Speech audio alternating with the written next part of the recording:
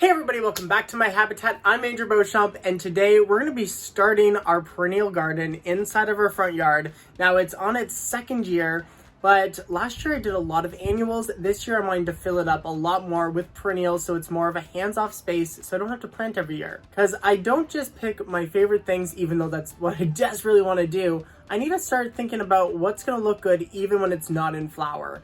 And I'll go into a little bit more detail of what I mean about that, because I didn't quite understand that until I started playing around with more perennials. So for instance, I have three types of coneflowers here. Beautiful green foliage, comes out with the purple coneflowers, and they obviously just beautiful, love them.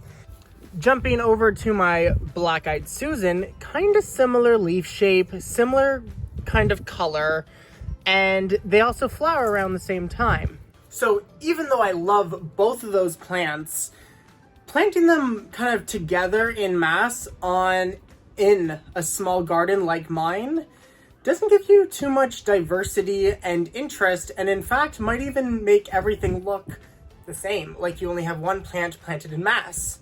Now that is not a bad thing at all. I love that, and it would use that in plenty of different applications in gardening, but in my tiny front yard garden, I don't necessarily want that look. But by throwing in something like this, which is a much more grassy foliage, these are Alliums, you can very quickly give your garden a little bit more dimension. You can also do that with things like hosta. I have one popping up right here and over here. And you can do the exact same thing with color. For instance, I have a penstemon here, which has a kind of lovely dark green reddish foliage. This grows between 2 and 3 feet tall, so it gets tall. And by planting something like this Veronica in front of it, which only gets about 1.5 feet tall and has a much lighter foliage color, more of a gray-green color, planting these two together, you could have a really nice contrast in color even when the plants aren't in flower. With all of that in mind, let's go through the new plants we're putting into the garden today. The penstemon is what's going to be replacing the hydrangea that was right here. Like I said before, it gets 3 feet tall. It's called Huskers Red, and I will be putting the Veronica right in front of it. There's also a bluish hosta that comes up right here, so a lot of different textures right here, and heights.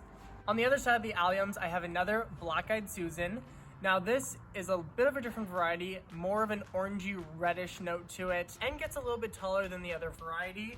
So it should give me a nice layered effect. I don't have any plans for anything in front of it just yet. We have this tick seed, which is a much more deeper green foliage, which I think is gonna look beautiful next to my silver mound and the lavender right here. So this tick seed is not yellow like my other variety. It is a really nice soft pink, which will also look really good with the silver mound. I love that combination of the soft pink and the silver. Let's get planting.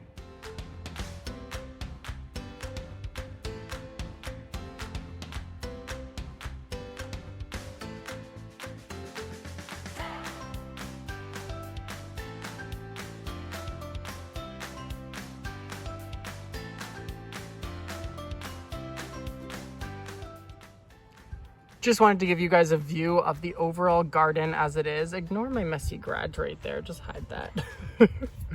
But everything's coming in beautifully. So excited for the new perennials to grow up. I did put another Veronica right there.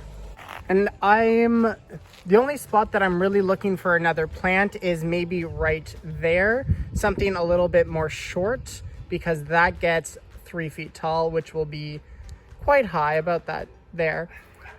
But everything is going great. Tulips are just about to bloom. Our rainbow parrots up there are doing fantastic, and the hyacinths, we've been smelling them for about 1.5 weeks so far, and they are not freezing out yet, so really exciting. This is probably one of my favorite spots in the garden in early spring, with the Easter plants in the behind, the blue hyacinths, and then the Chinatown tulips right here with the variegation. Love them. And I'm gonna leave you guys for today with one of my favorite daffodils. I planted them 2 years ago. This is the first year they're flowering, and I love them. The color is just so buttery and rich with a little bit of orange. Absolutely love it. Don't forget to leave me a comment down below with what you're doing in your gardens. And until next time, guys, stay gardening.